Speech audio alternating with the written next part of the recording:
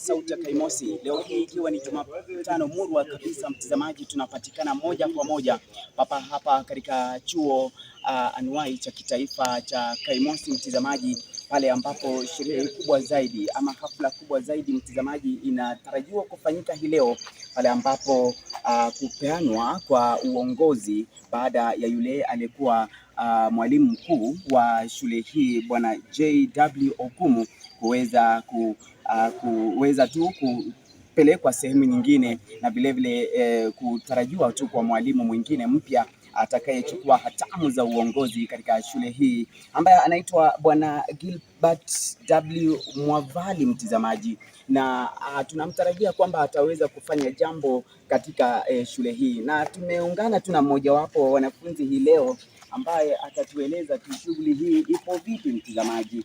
Naam, karibu sana mpendwa. Hujambo? Uko salama? Uko salama kabisa. Hafla nzima hii itafanyika leo hii katika shule hii ya anuwai ya kitaifa ya Kaimosi. Hafla hii wewe unaichukulia vipi haswa? Naam, natarajia mazuri kutoka kwa mwalimu kwa naye pia. Naam, natarajia mema. Naam, songa mbele.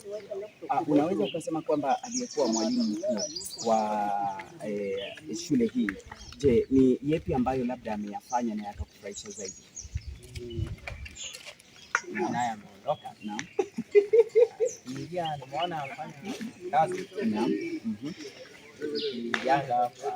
Naona mabadiliko mengi tangu aingie. Naam, nimekuwepo. Naona ujenzi unaendelea.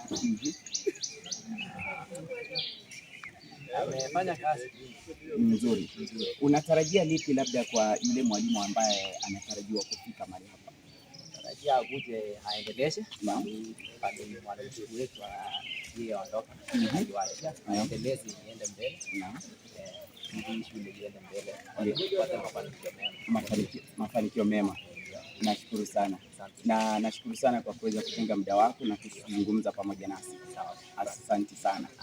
Na mpenzi mtazamaji, ni mmojawapo tu wa wanafunzi ambao wameweza tu kufika mahali hapa ili kuweza tu kuangazia masuala haya muhimu zaidi, mtazamaji, na tutazidi kukupasha mengi zaidi, mtazamaji, yote yatakayoendelea kujiri papa hapa. Kumbuka tu kwamba hafla nzima itakayofanyika katika ukumbi wa Siho, mtazamaji, tutazidi kuhabarisha, kujuza tu ni yepi atakayoweza kufanyika. Endelea tu kufuatilia sauti ya Kaimosi, endelea tu kufuatilia mtazamaji katika mitandao yetu ya kijamii, mtazamaji. Tuko hapa kwa ajili yako na tunakupasha mengi zaidi, mtazamaji. Mimi ni Elisha Wanyoni, tukutane tena wakati mwingine. Kwaheri kwa sasa. Hii ni sauti ya Kaimosi. Kaimosi Radio, station yako nambari 1 hapa Kaimosi. Sauti yako, sauti ya Mkenya.